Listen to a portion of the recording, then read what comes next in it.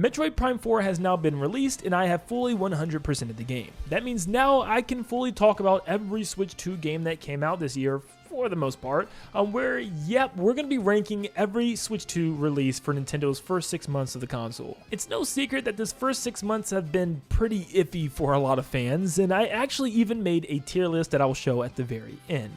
But I'm pretty much ranking every Switch 2 game that had come out for the console this year. The only two that will not be ranked is The Legend of Zelda Tears of the Kingdom and The Legend of Zelda Breath of the Wild Switch 2 editions. I heard that they were great and that they actually made the game run and look a lot better, but I have not played those games. I played the originals and I didn't really have a reason to go out and get the additional upgrade because I've already 100%ed them. Yes, even collected all the Koroks, so I'm not going back. I will also place on screen what tier that we are currently in, so that way you can help follow before I even show you the tier list at the very end of the video. But yep, all these are my opinion, so it's okay to disagree or agree. Let me know what you think down below. Let's dive in. At the very bottom of our list, my least favorite Switch 2 game to start the D tier, we have Dragon Drive. Yeah, for a lot of people, this might be a surprise because, of course, it's going to be a toss-up between two Nintendo Switch 2 games for this final spot here. But personally, this was my least favorite Switch 2 game. It just felt like chaotic nothingness. It was not fun to move the Joy-Con on your pants or even on the table in order to move around. You got wrist cramps very, very quickly, and it just wasn't that fun. There was just nothing to the game, really. Most people, when they got the ball, just took it themselves down the court and tried to score, but hardly anyone passed the ball. It didn't even seem like anybody cared about this game. It kind of just came out and disappeared, and just everyone moved on to whatever was next. It just kind of didn't leave any impressions. This was like on the same level of ARMS, but without any charm, original unique characters, any courts, any fun. It's like soulless ARMS. I guess technically is ARMS too. And of course the other one that a lot of people didn't understand why it was happening, especially with a price tag of $10, which was the Nintendo Switch 2 Welcome Tour. Now, am I crazy for saying that I had more fun with this game than I did Dragon Drive? Like, I actually had somewhat fun learning about the Switch 2 and actually what goes into a device like this. It was kind of cool to learn about the inner workings, the panels, the CPU, all the units, and just kind of what the devices, the controllers and everything, what they can do and, you know, how they were even developed. It was kind of a learning experience, a Brain Age Academy type of thing. You got little quizzes and tests, and you can also see things like frame rate and, you know, what makes the Switch 2 so special, and play little mini games and stuff that I actually had some decent time with, believe it or not. Will I ever go back to this game? Absolutely not. It's not even really a game, and it should have been a free game that come with the console. I cannot believe that Nintendo charged $10 to learn about your own Nintendo console that you already paid $450 plus for. So it's just like, why? What was the point of this? But still, once again, I have more hours in this game than I do Dragon Drive, so that's something nevertheless. Now, this game was something that I was just dreading when I first even heard that it was coming out. I personally wasn't a huge fan of Mario Party Jamboree in the first place. I felt like a lot of its mini games were simplistic and repetitive, and there just weren't too many, and they tried to do too many things instead of focusing on just the boards and the mini games. But of course, instead of adding mini games or adding new boards, what do they add? Some modes that you probably won't spend more than 15 minutes playing. They wanted $20 for some extremely mediocre mini game side modes that you could play with friends, and also this really ugly, bad Xbox Kinect style motion capture minigame thing, which didn't even work half the time. I know me and a lot of people were having issues with it just picking me up, and like me trying to hit the question block and it just wasn't registering and stuff. It was a broken, stupid idea. I don't know why they thought that this was something that needed to happen instead of just focusing your efforts on the next Mario Party game. I mean, it was so bad at times I had to genuinely ask, did I like Welcome Tour more than this? If it wasn't for the base game being pretty decent, and a lot of people can have fun with the base Mario Party experience, it probably would have been lower than Welcome Tour. And finally, our last game of the D tier category. Yep, we're still in D tier. The GameCube NSO. Listen, now when this is all said and done, this is probably going to be up in like the B range because the games on here, they run well, they are fun, but there's just not many games at all. We are 6 months into the Switch 2, and we only have like 5 or 6 games. Like, as of the day of recording this video, Nintendo just finally announced Wario World, which wasn't even one of the games that they promised on the trailer for the NSO. So it's strange why Nintendo seems to be doing every other month one new game, which means in the entire year of 2026, if they keep up this method, we're only going to get 6 brand new games. And that's just the thing. They're not even brand new games. They're old GameCube games. Why is it taking so long? Why is Nintendo padding this out for as long as they can? It's just so annoying. And this should be so much better because there's so many games we should have by now. Within 6 months of your brand new console, and this being one of the big reveals during that Switch 2 Direct initially, you need to have at least 10 games by now. Next, we're moving to C tier, and I'm starting it off with Kirby and the Forgotten Land's brand new Switch 2 edition that add the Star-Crossed World, which was some new levels and some new remixed bosses and stuff like that. Now, as someone who really loved the original game, I couldn't put this one too high because it's still the same game. And in fact, it only adds like an extra couple of hours of gameplay for $20. Now, the new levels that it adds are fun, and the new boss battle and stuff that it adds are great as well, but it doesn't really add anything beyond that. And the new levels are pretty much remixed versions of already existing levels, which takes you on a different route during the level.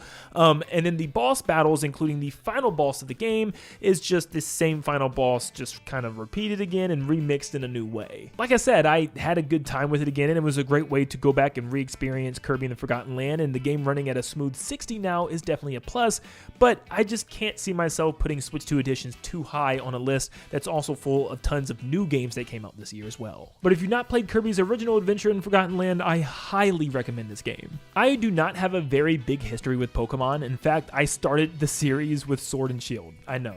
Kill me, but I still actually sort of liked the game, and I had fun completing my entire deck. I tried to get into Arceus, but for some reason I stopped playing. I actually was having a good time. I gotta get back to that game, and I know this game is technically one of the Switch 1 and Switch 2 games, but there is a Switch 2 version, so of course it's getting added to this list. But of course, playing this game on Switch 2, it runs really well. It looks fine. I mean, I know a lot of people complain about the graphics of the walls and the buildings and the windows. I didn't care about any of that. Like I said, this is one of my first Pokemon experiences in a long time, so I was just kind of playing through the game and enjoying it for what it was, and it was a good game. It was fine. I don't think it was anything outstanding or anything super memorable, but I had a good time with it. My biggest issues were the story and the world. I just could not care what was going on with the story, and the world just got very bland being in the city as the only location of this game. I feel like, you know, the city also just wasn't designed extremely well. I mean, there was just so many copy and paste NPCs and buildings and areas. It just felt like it was just a boring city. You know what I mean? There were wild areas, but I liked the giant wild area of Arceus just a lot more. But I will say, I really did like the mega battles in this game. They actually felt like mini boss battles where you had to actually move your own trainer and hide behind things or do specific things. I know I'm not being super clear here by just saying things, but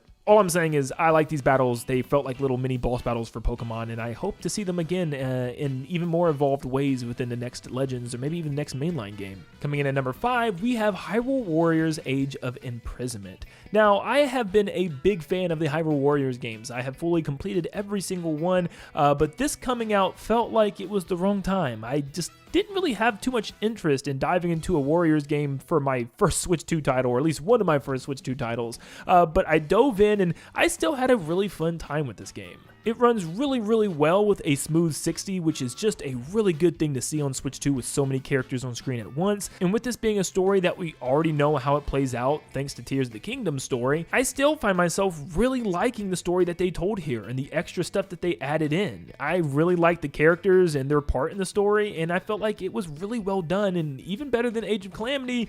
However, I don't feel like the gameplay matched that of Age of Calamity. The roster was padded with tons of new characters, which is always a good thing, but the characters didn't really stand out too much. They just felt like random NPC warriors from each faction, and even the main cast of characters didn't feel like they had unique attacks and movesets the way they did in Age of Calamity, where each character had some really unique gimmick that made them stand out from one another. It also just felt like this game was missing content, where in Age of Calamity, yes, it did eventually get DLC, but there were things to unlock, like unlockable villain characters and extra missions that added some more uniqueness to the game.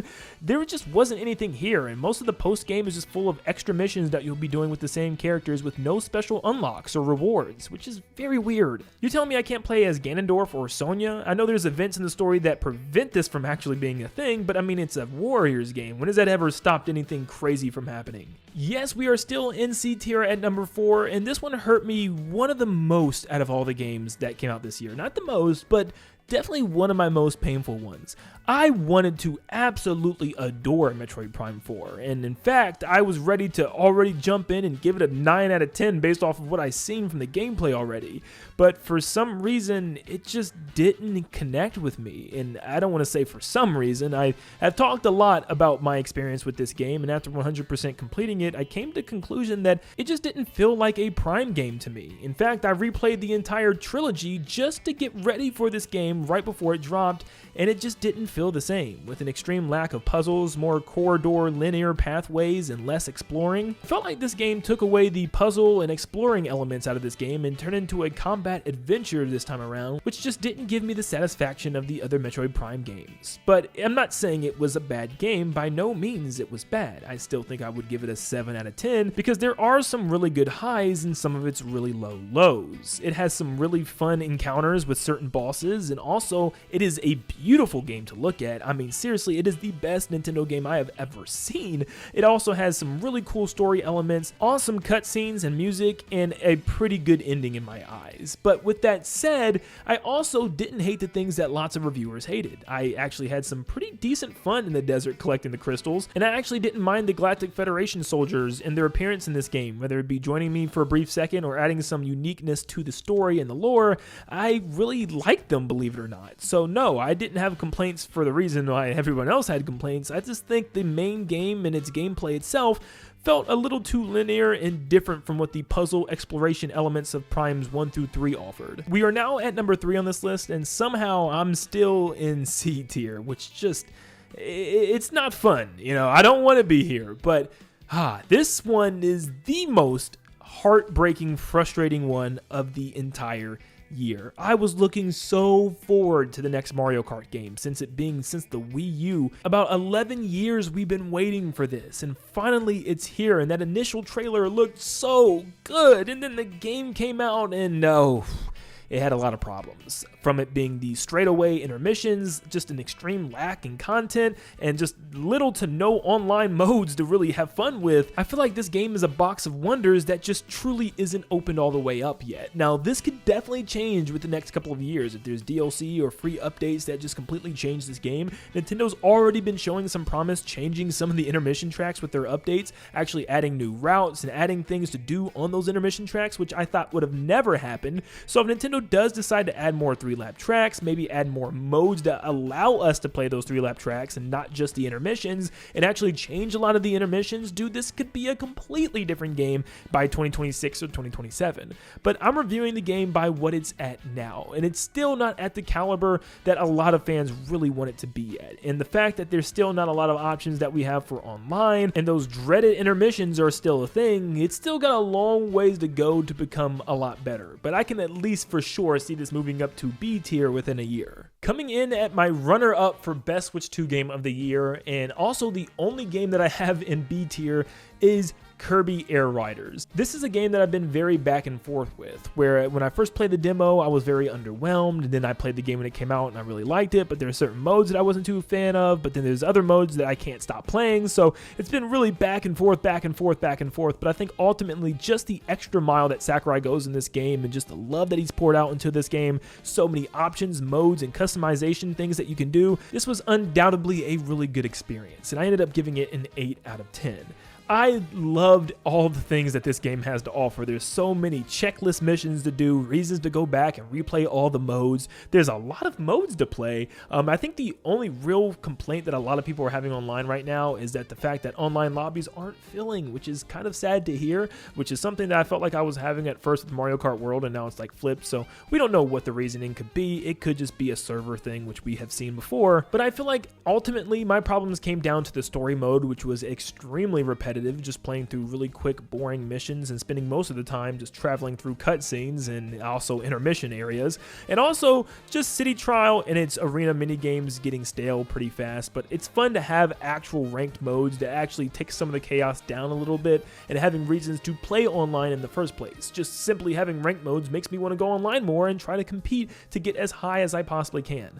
that sounds wrong. But overall, Sakurai's love and care that he's poured into this game really is what struck me. And it's something that I just look at Mario Kart World with disgust, because it's just like, look devs, this is what you should have done. It just shows Sakurai truly cares about his work and his projects, and there's just no part of Kirby Air Riders that feels unfinished or short on content. I would have never dreamed, after waiting 11 years for the next Mario Kart game, for it to be outbeaten by a Kirby racing game. Was this even going to be a debate for what number one's going to be? I'm pretty sure you ask any Switch 2 owner, their number one game is going to be Donkey Kong Bonanza. Donkey Kong Bonanza was borderline perfect. I mean, it wasn't perfect. There was a couple small issues, but I ended up giving the game a 9 to a 9.5. My only issue being that the boss battles were way too simplistic and easy, but the gameplay is so addicting and so much fun. Of course, with the developers being part of the Odyssey team, you can just feel its life force and its breath all over this game. It feels like a Mario Odyssey sequel at times, and just running around and platforming with Donkey Kong